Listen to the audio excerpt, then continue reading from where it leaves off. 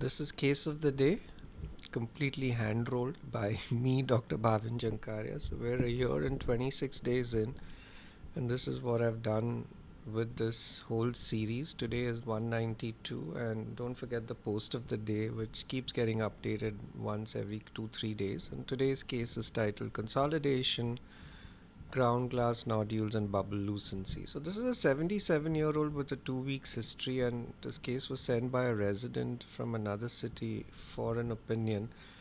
And after the diagnosis was made, he wanted to know how the diagnosis was made, and so I promised him that I will do this post. So when you look at the lung windows from upper lobes to lung bases, we have consolidation with and without ground glass, halos, so that's the halo here. You have only ground glass in multiple areas. There are subsolid and solid nodules. Many of them are cavitated and almost show a Cheerio-like sign. Cheerio being those loops made by Kellogg's, I think. And at the same levels, when we look at the soft tissue windows, we have air bronchograms, we have bubble lucencies. And so the question is, what do you think this is? And there are really three categories: infection, pneumonia. It's a pneumonia at the end of the day. And so it's a consolidation, and it's a pneumonic consolidation. Or it could be organizing pneumonia, vasculitis, IgG4 related disease, or it could be tumor, as an invasive mucinous adenocarcinoma or lymphoma. Now, infection typically gets ruled out clinically. Patients would have fever, a little acute history, raised counts, etc. And so, in general, these are rarely differentials in practice because they often don't even get a CT scan done.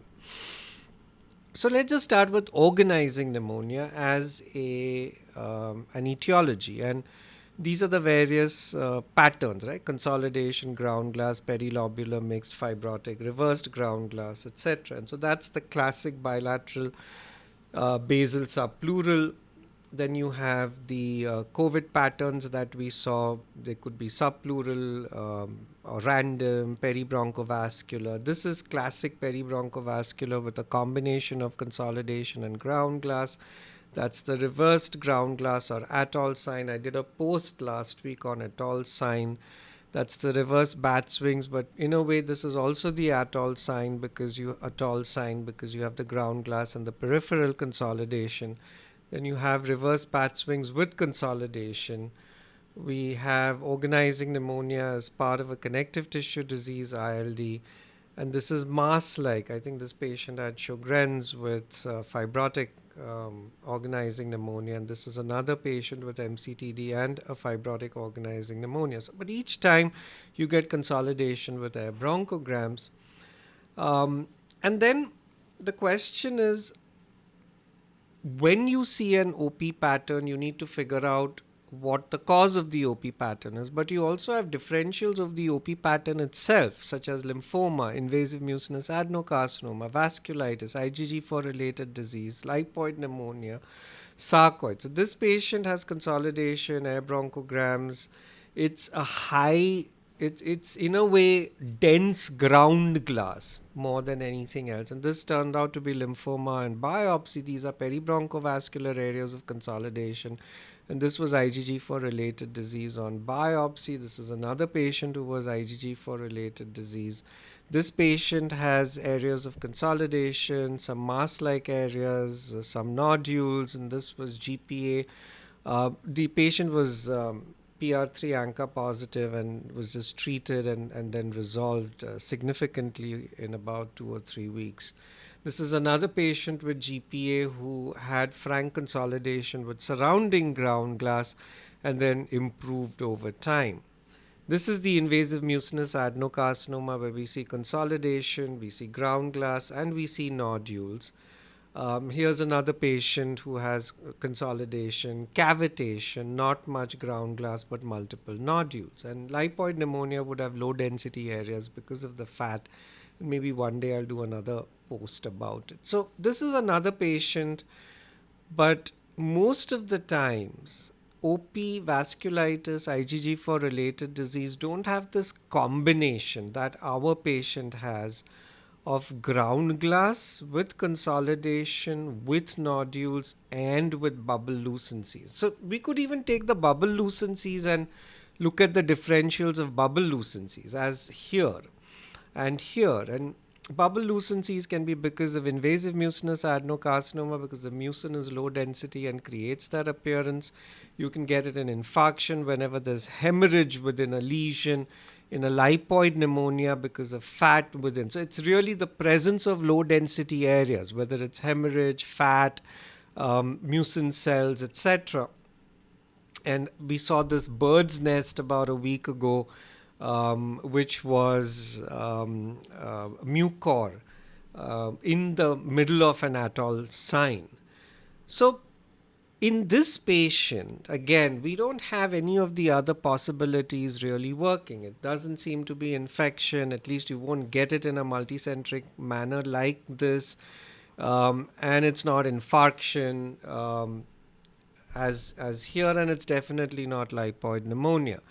So if you go with bubble lucencies to start with, then again that suggests invasive mucinous adenocarcinoma. So look at this again: consolidation, ground glass, peripheral satellite nodules, and bubble lucencies. This combination should pretty much raise the possibility of invasive mucinous adenocarcinoma outside of an acute setting.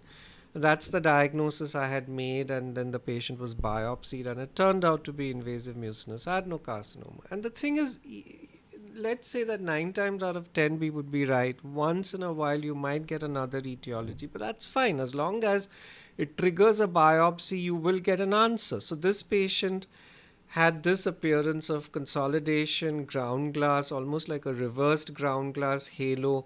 And my first diagnosis here was invasive mucinous adenocarcinoma or lymphoma, because there was a lot of septal thickening suggestive of an infiltrative pattern. And there were these patchy areas of uptake on the PET. I biopsied it. This turned out to be IgG4 related disease.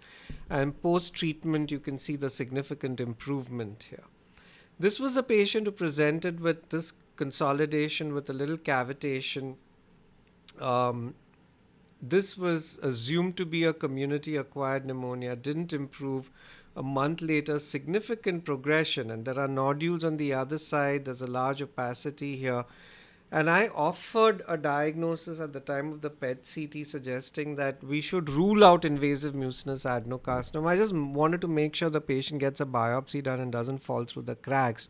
Biopsy showed granulomatous disease. She was ANCA positive, so this was ANCA-associated vasculitis. This was GPA, and the patient significantly improved, but I don't have follow-up images. And this is that patient of lymphoma that I showed earlier with ground glass consolidation. And at some points, I think there was a little bit of a crazy paving pattern as well here. And this was after improvement.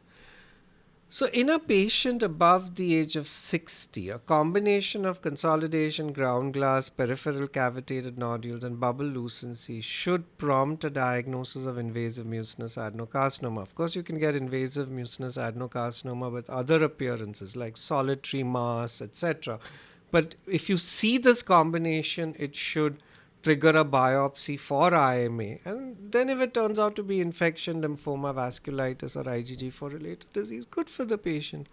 But at least you got the biopsy done to get an answer. My WhatsApp channel, thank you so much for viewing this.